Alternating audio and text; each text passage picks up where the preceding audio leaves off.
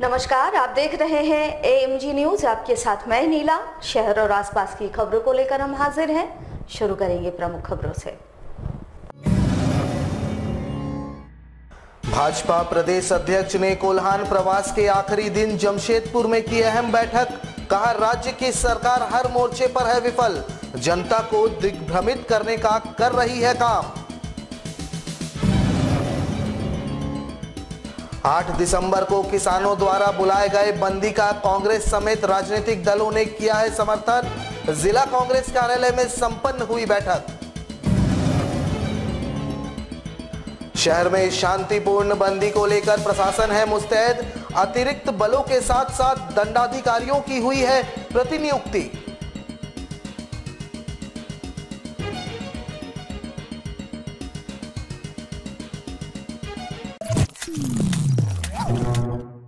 अब खबरें विस्तार से।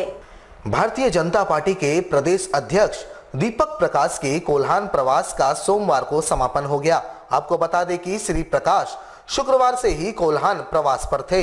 इस दौरान उन्होंने चाईबासा, सरायकेला, जमशेदपुर ग्रामीण एवं शहरी के भाजपा नेता, कार्यकर्ताओं एवं जनसंघ काल के नेताओं के साथ बैठक की। वैसे प्रदेश अध्यक्ष की कमान संभालने के बाद उनका यह पहला कोल्हान प्रवास कार्यक्रम था। विधानसभा चुनाव 2019 में कोल्हान की सभी 14 सीटें गंवाने के बाद भाजपा के लिए कभी उर्वरा रही कोल्हान की धरती पर पार्टी की पकड़ फिर से मजबूत करने एवं कार्यकर्ताओं में नई जान फूंकने व कोल्हान प्रवास पर पहुंचे थे।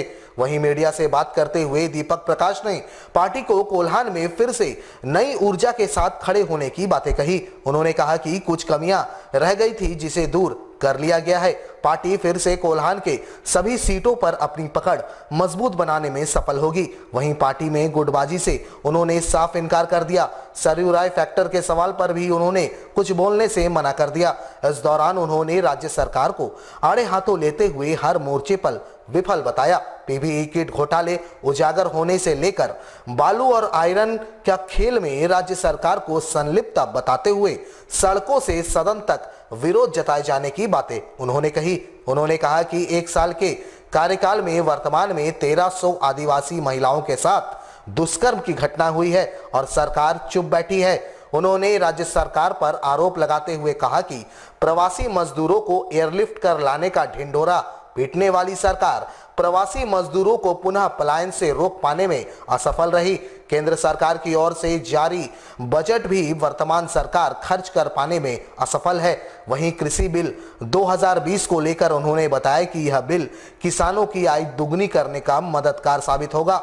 विरोध के सवाल पर उन्होंने इसे कांग्रेस एवं अन्य विपक्षी दलों का साजिश बताया। उन्होंने कहा कि कांग्रेस के मैनिफेस्टो के आधार पर ही कृषि बिल 2020 तैयार किया गया है। बावजूद इसके कांग्रेस किसानों को भ्रमित कर रही है। उन्होंने इसे कांग्रेस का दोगलापन करार दिया। झारखंड विधानसभा में नेता प्रतिपक्ष के सवाल पर उन्होंने कहा कि हर हाल में उनके नेता बाबूलाल मरांडी ही होंगे।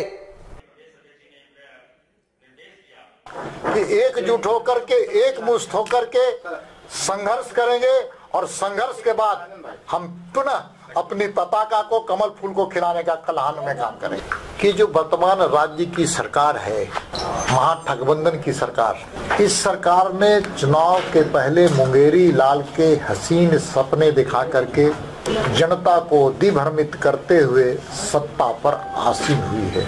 कोरोना कालखंड में भी सबसे ज्यादा जो नितांत आवश्यक लोग थे उन तक केंद्र सरकार के द्वारा भेजे गए गरीब कल्याण योजनाएं, उसका लाभ ये सरकार नहीं पहुंचा पाई। मुख्यमंत्री जी कहते हैं हम जहाज से लाएं, हेलीकॉप्टर से लाएं, सेवर जेट से लाएं। सारे प्रवासी मजदूर आज वापस चले गए क्योंकि इस राज्य की सरकार ने उनके रोजगार की व्यवस्था नहीं की। कहते कि पीपी किट में घोटाले हुए हैं तो राज्य की सरकार इनकार करती थी।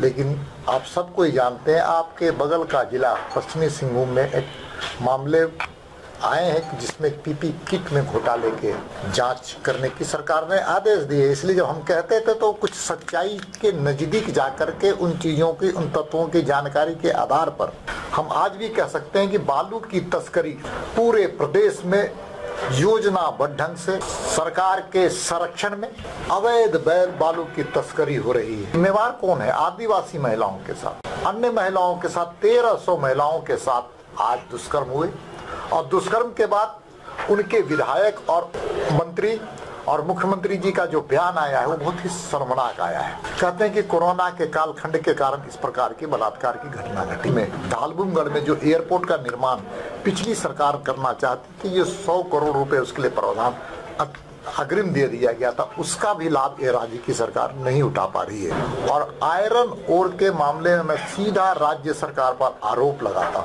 कि जो खनिज संपदा में आयरन ओर का एक बहुत बड़ा मामला कुछ दिनों के बाद इस राज्य की जनता को देखने का मामला आएगा। और भारतीय जनता पार्टी की बैठक में हम सब लोगों ने योजनाबद्ध ढंग से ये तय किया है कि सरकार जन विरोधी नीतियां हैं, इनके खिलाफ हम सब संघर्ष करेंगे और संघर्ष के लिए कार्यक्रमों की रचना भी हम सब लोग करने जा रहे हैं। मनमोहन सिंह की सरकार में 1,28,000 किसानों ने आत्महत्या की थी। किसान आंदोलन जब प्रारंभ हुआ तो उन्होंने कहा था हम किसी पॉलिटिकल पार्टी को एंट्री नहीं करने दें, लेकिन जो 2-3 दिन का जो डेवलपमेंट है उसमें सारे पॉलिटिकल पार्टी के चेहरे उनके साथ खड़े नजर आ रहे। 2019 के घोषणा पत्र कांग्रेस का, उसने क्या कहा था? कांग्रेस ने अपने मैनिफेस्टो में वादा किया था कि एसेंशियल्स कमोडिटी एक्ट को खत्म कर देगी, उसकी जगह ईसीए 1955 के नाम से नया कानून लेकर आएगी। वही तो हम लोग किए हैं, हमारी सरकार ने किया जो उनके मैनिफेस्टो में लिखा हुआ था। ये उनके घोषणा पत्र पेज नंबर 18 में देखा जा सकता है। 8 दिसंबर को किसानों द्वारा बुलाए गए बंदी का समर्थन कांग्रेस पार्टी कर रही है। जमशेदपुर में इसकी तैयारियों को लेकर एक बैठक जिला कांग्रेस कार्यालय में संपन्न हुई। पार्टी के जिला अध्यक्ष विजय खां के नेतृत्व में यह बैठक संपन्न हुई, जहां तमाम प्रखंडों के अध्यक्ष मौजूद रहे। इस दौरान सभी को शांतिपूर्ण तरीके से बंद में शामिल होने का आह्वान किया गया। जिला अध्यक्ष ने कहा कि किसानों को समर्थन करते हुए पार्टी के सभी कार्यकर्ता कल सड़कों पर उतरेंगे और शांतिपूर्ण तरीके से बंद में शामिल होकर किसानों के हक में अपनी आवाज बुलंद करेंगे।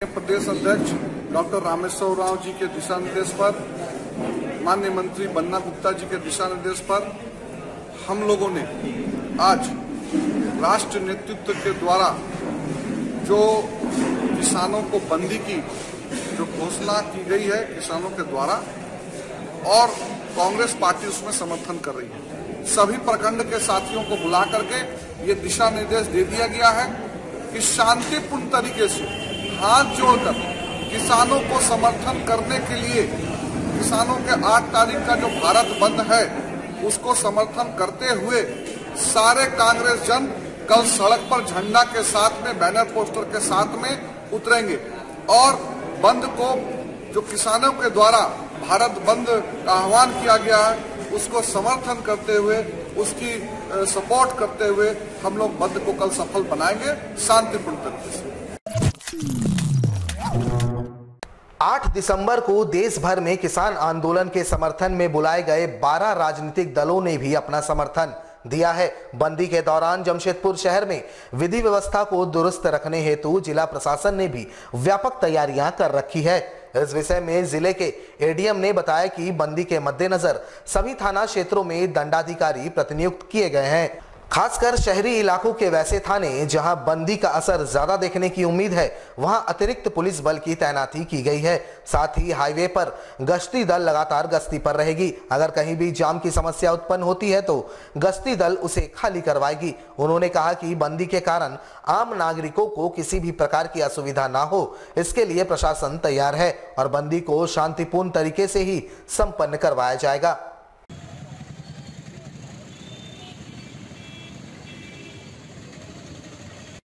देखिए, भारत बंद को लेकर के हम लोगों ने विभिन्न स्थलों पर मजिस्ट्रेट का प्रतिनियुक्ति किया है। सभी थाना में और इस मेन चौक चौराहा पे हम लोग पुलिस बल रहेगी और मजिस्ट्रेट ऑलरेडी हमारा 10 चेक पॉइंट ऑलरेडी कार्यरत है। उसके अतिरिक्त हम लोग कल प्रत्येक थाना पे दंडाधिकारी दे रहे हैं और साथ साथ यहाँ के जो शहरी क्षेत्र में चौक चौराहा में हम लोग दंडाधिकारी प्रतिनियुक्त कर रहे हैं। इसका पर्याप्त मात्रा में पुलिस बल रहेगी। किस तरीके हाईवे में 2 चीज़ें हैं। एक्चुअली ट्रांसपोर्ट यूनियन ही पूरे के पूरे ट्रकों को बंद कराया अपना मामला जितने ट्रक को, तो इसलिए गाड़ियाँ कल ऐसे कम चलेंगी। और अगर उसमें हाईवे में अगर डिस्टर्ब करता है तो हम लोग का पेट्रोलिंग पार्टी रहेगी और साथ साथ जो हम लोग के जो एक मोबाइल पुलिस रहेगी वो जाकर उसको हटाने का हमेशा तत्पर रहेगी।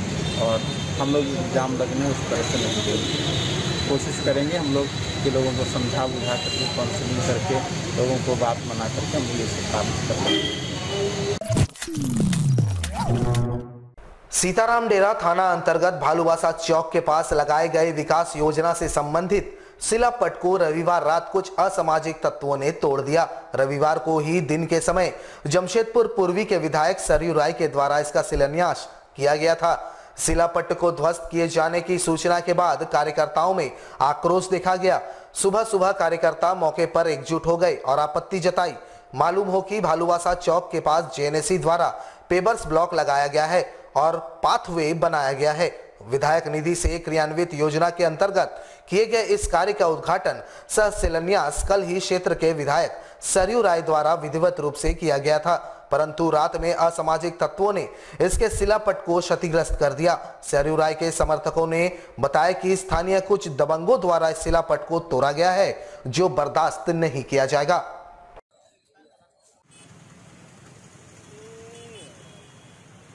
भालूवासा चौक पर कल उद्घाटन किया गया था माननीय विधायक सरयू राय जी के द्वारा। उसको रात में कुछ असामाजिक तत्वों ने इसको तोड़ा है। हम लोग इसके चलते पूरा भारतीय जनता मोर्चा के सभी कार्यकर्ता आक्रोश में हैं। हम लोगों ने थाना प्रभारी विशेष पदाधिकारी यहाँ स्पॉट पर पहुँचे हैं, डीएसपी पवन कुमार भी पहुँचे हैं। उनसे हम लोगों ने स्पष्ट कहा है कि कार्यकर्ताओं का आक्रोश बढ़ रहा है। इस शिलापट को जो तोड़ा गया है तो सीसीटीवी से अविलंब इसकी छानबीन की जाए और उस असामाजिक तत्व को पकड़ा जाए और असामाजिक तत्व के पीछे कोई ना कोई बड़ी साजिश है और साजिशकर्ता को भी इसमें लपेटा जाए, पकड़ा जाए, उसको अविलंब गिरफ्तारी हो। असामाजिक तत्व जिन्होंने काम किया है, जिसके पीछे साजिश में जो लोग लगे हैं, उसका भी भंडाफोड़ होना चाहिए। सरायकेला पुलिस को एक बड़ी कामयाबी हाथ मिली है। अंतर्राज्यीय अपराधी मनोज सरकार सहित 10 अपराधी को सरायकेला पुलिस ने गिरफ्तार कर लिया है। गिरफ्तार अपराधी मनोज सरकार ने झारखंड, उड़ीसा और पश्चिम बंगाल सहित बिहार में अपना वर्चस्व बनाने के लिए लूट, हत्या, रंगदारी जैसे जघन्य अपराध करा रहा था। वैसे पुलिस का मानना है कि रेलवे के ठेकेदारी में मनोज सरकार का दबदबा था। रेलवे स्टेशन में रंगदारी लेना और अपहरण करना मनोज सरकार और उसके साथियों का पेशा है। वैसे सरायकेला पुलिस ने गुप्त सूचना के आधार पर उड़ीसा, पश्चिम बंगाल और झारखंड में जाल बिछाया और एक एक कर 10 अपराधी को गिरफ्तार कर लिया। इन अपराधियों के पास से पिस्टल, बंदूक और AK-47 भी बरामद हुए हैं। वहीं गिरफ्तार अपराधियों के निशानदेही पर छापेमारी अभी भी जारी है। कुछ समय से कुख्यात अपराधकर्मी मनोज सरकार, उसके साथ अन्य अपराधकर्मी जैसे अधीर प्रधान, डोमिनिक सैमसंग इत्यादि के बारे में सूचना लगातार मिल रही थी। तो पुलिस ने, सरायकेला पुलिस ने कई सारी टीमें बना के राज्य के विभिन्न हिस्सों में और साथ ही साथ पड़ोसी राज्यों के भी कई हिस्सों में अपनी अलग अलग टीम भेजी थी। इसमें हम लोग बहुत दिनों से लगे हुए थे। तो इसको जीरो डाउन करते हुए धीरे धीरे कल शाम को चौका थाना क्षेत्र के अंतर्गत हाईवे पे चेकिंग के दौरान अधीर प्रधान, डोमिनिक सैमसंग और दीपू ओझा 3 अपराधकर्मी पकड़े गए और उनके साथ हथियार बरामद हुआ। उनकी निशानदेही पे 2 और अपराधकर्मी कांडा क्षेत्र से पकड़े गए। फिर उन्होंने स्वीकार किया कि इन्होंने कई अपराध को अंजाम दिया है और साथ ही साथ इन्होंने बताया कि इनका दिया हुआ कुछ हथियार खरसावां क्षेत्र में 2 व्यक्तियों के पास रखा है। तो पुलिस ने जाके उसमें भी 2 व्यक्तियों को पकड़ा। फिर पूछताछ पे फर्दर बताया कि इनकी एक बड़ी मीटिंग यहाँ होने वाली थी, इसमें किसी बड़ी वारदात को अंजाम देने वाले थे और इस संबंध में बंगाल की ओर से मनोज सरकार के भी आने की सूचना है। तो सूचना पे पुलिस ने नाकाबंदी की। तो सरायकेला थाना क्षेत्र के अंतर्गत ही निमडी क्षेत्र से मनोज सरकार भी पकड़ा गया, उसके पास हथियार बरामद हुआ। पूछताछ के दौरान मनोज सरकार ने रंजीत बेज हत्याकांड में प्रयुक्त एक और हथियार के बारे में बताया और वो भी बरामद हुआ। इसमें मनोज सरकार के पास से एक पिस्टल, अधीर प्रधान के पास से पिस्टल और अन्य अपराधकर्मियों के पास से भी कई हथियार बरामद किए हैं। और इस प्रकार एक बड़ा गिरोह जो संगठित रूप से अपराध को अंजाम देता था, हत्या करता था, धमकी देता था, रंगदारी वसूल करता था और बहुत दिनों से फरार था। खासकर रेलवे के ठेकों में इनका बहुत ज़्यादा इंटरफेरेंस था। एक बड़े आतंक के चैप्टर का एक खात्मा हुआ है और ये बड़ी संख्या में लगभग 10 लोग आज पकड़े गए हैं। शहर में इन दिनों चोरी की घटनाएं थमने का नाम नहीं ले रही है। विभिन्न थाना क्षेत्रों में चोर अपने मंसूबे पर कामयाब होते जा रहे हैं। ताजा मामला बागबेड़ा थाना क्षेत्र के रोड नंबर 1 का है, जहां बंद घर का फायदा उठाते हुए चोरों ने चोरी की घटना को अंजाम दे डाला। गृह स्वामी रुक्मणी देवी विगत कई दिनों से टाटा मेन अस्पताल में भर्ती है, जहां बंद घर का फायदा उठाते हुए चोर छत के सहारे घर में प्रवेश किए और घर का ताला तोड़कर टीवी समेत अलमारी में रखे गहनों पर अपना हाथ साफ किया। जैसे ही आस पड़ोस के लोगों को चोरी के संबंध में जानकारी मिली, उन्होंने पीड़िता रुक्मणी देवी की बेटी को फोन कर इस संबंध में जानकारी दी, जहां उनकी बेटी घर पहुंची और इसकी सूचना बागबेड़ा पुलिस को दी। वहीं सूचना मिलने पर पुलिस घटनास्थल पर पहुंची, जहां उन्हें घटनास्थल से रस्सी भी बरामद हुई। उन्होंने बताया कि मामले की जांच पड़ताल की जा रही है। जांच के बाद ही साफ हो पाएगा कि कितने की चोरी हुई है। 7/12/2020 को सुबह टेलीफोनिक सूचना मिली कि गांधीनगर रोड नंबर 1 में चोरी हुआ है, जिसके आधार पे हम लोग की जांच पड़ताल के लिए आए हैं, जहां पे पता चला है कि जो पीड़िता है यानी कि जिसका सामान चोरी हुआ वो भी फिलहाल TMS में एडमिट है। तो इसको लेकर कोई स्पष्ट नहीं क्लियर हुआ है कि कितना का चोरी या क्या क्या चोरी हुआ है। अब वहाँ जाके क्लियर होगा कि नहीं। जैसा कि एक रस्सी बरामद हुआ है, इसी के थ्रू चढ़ाया गया है, लोग बता रहे हैं घर वाले, बस और कुछ बरामद नहीं है। हम बता रहे हैं, लेकिन उसका अनुमानित मूल्य अभी तक क्लियर नहीं। जब तक पीड़िता से नहीं मिलेंगे जिसका सामान चोरी हो, तब तक कुछ क्लियर नहीं पाएंगे। ठंड को देखते हुए झारखंड मुक्ति मोर्चा ने ब्लॉक कार्यालय में सीओ से मुलाकात कर सभी पंचायतों के चौक चौराहों पर अलाव की व्यवस्था करने की मांग की। झारखंड मुक्ति मोर्चा जमशेदपुर प्रखंड कमेटी की ओर से यह मांग प्रखंड विकास पदाधिकारी के समक्ष उठाई गई। साथ ही गरीबों के बीच कंबल का वितरण करने की भी सिफारिश की। वैसे प्रतिनिधि मंडल की ओर से मुलाकात कर एक लिस्ट सौंपा गया है, जिसमें चौक चौराहों का नाम के साथ उन गांव का नाम सम्मिलित है जहां के लोग काफी गरीब है और उनके पास तन ढकने के लिए वस्त्र नहीं है। वैसे लोगों को इस ठंड में गर्म कपड़ा मिल सके, इसको लेकर मांग पत्र सौंपा गया। हालांकि सीओ ने साफ कर दिया कि बहुत जल्द ही इस मांग पत्र पर विचार किया जाएगा। आज हम लोग झारखंड मुक्ति मोर्चा जमशेदपुर प्रखंड कमेटी का प्रतिनिधि मंडल सीओ साहब अनुराग तिवारी से मुलाकात किए और मुलाकात के दौरान बढ़ती ठंड को लेकर जमशेदपुर प्रखंड के 55 पंचायतों को चिन्हित कर एक सूची सौंपा गया है, जो कि चौक चौराहों में अलाव जलाने को लेकर है। और इस मामले को लेकर सीओ साहब से वार्ता करने के दौरान उन्होंने कहा कि यह मामले को लेकर प्रशासनिक विभाग 3-4 दिन पहले बैठक कर तैयारी कर चुके हैं और हमारा सूची सौंपने के बाद उन्होंने कहा कि 2-4 दिन के अंदर में आपके सूची को चिन्हित कर चौक चौराहे में बढ़ती ठंड को लेकर अलाव की लकड़ी का व्यवस्था किया जाएगा। जमशेदपुर के मानगो जवाहर नगर रोड नंबर 14 में चर्चित फरदीन हत्याकांड में आरोपियों की गिरफ्तारी की मांग को लेकर मृतक के परिजन ने जिले के आरक्षी अधीक्षक नगर से मुलाकात कर जल्द ही गिरफ्तार किए जाने की मांग की। वहीं पुलिस की नजर में फरार आरोपी छोटू बस्ती में खुलेआम घूम रहा है, जिसे लेकर घर वाले डरे सहमे हैं। घटना को अंजाम देने के दौरान आरोपियों ने फेसबुक पर लाइव भी किया था। मानगो थाना क्षेत्र के जवाहर नगर रोड नंबर 14 में 7 अप्रैल की शाम फरदीन की हत्या स्थानीय 3 युवकों द्वारा चाकू मारकर कर दी गई थी। इस हत्याकांड के आरोपियों द्वारा सोशल मीडिया पर वायरल भी किया गया था, जिसमें मृतक के साथ आरोपियों की मारपीट साफ देखा जा सकता है। वहीं इस घटना के 8 माह बीत जाने के बाद भी घटना को अंजाम देने वाला मुख्य आरोपी छोटू आज भी पुलिस के पकड़ से दूर है। ऐसे में परिवार वाले न्याय की गुहार लेकर जिला मुख्यालय पहुंचे और आरक्षी अधीक्षक नगर से मुलाकात कर उसकी गिरफ्तारी की मांग की।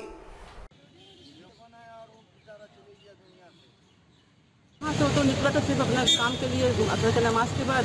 अब वहाँ से पीछे उन लोग जेल के ऑफिस के पीछे में सब बैठा हुआ था और 2-4 दिन पहले उससे झगड़ा हुआ था। वैसे तुम लोग सामने नशा पानी काहे करता है, बस इतनी ही से बात पे यही सजा करके बच्चा को समझा करके लेकर के आ गए, कुछ भी नहीं बोले। लेकिन उन लोग दिल में इतना बड़ा बात लेकर रखा हुआ था कि नहीं, उसको थोड़ा सा काम के लिए निकला, बस उसको पकड़ करके उन लोग 14 में उन लोग ऐसा मारा। और सब उसमें वीडियो में है, उन लोग फेसबुक में वीडियो बना के फेसबुक में लाइक कैसे किया है कि उसका मतलब प्रूफ दिख जाए। अभी सर हम लोग इंसाफ चाहते हैं, हम लोग कहीं कोई मांग कुछ हो नहीं रहा है। और यहाँ भी जब भी आते हैं तो बोलते बस जांच चल रहा है, जांच चल रहा है, आप लोग तो ध्यान रखिए जांच चल रहा है, कुछ हो ही नहीं रहा। तब से 7 अप्रैल का केस है, कुछ भी नहीं हुआ है। और जो पकड़ाया भी उसको भी बेल मिल जा रहा है। हमारे साथ लगातार जुड़े रहने के लिए आप हमें YouTube पर जरूर सब्सक्राइब करें। आज के लिए बस इतना ही। कल आपसे फिर मिलेंगे कुछ नई खबरों के साथ। तब तक के लिए AMG न्यूज की पूरी टीम को दीजिए इजाजत। नमस्कार।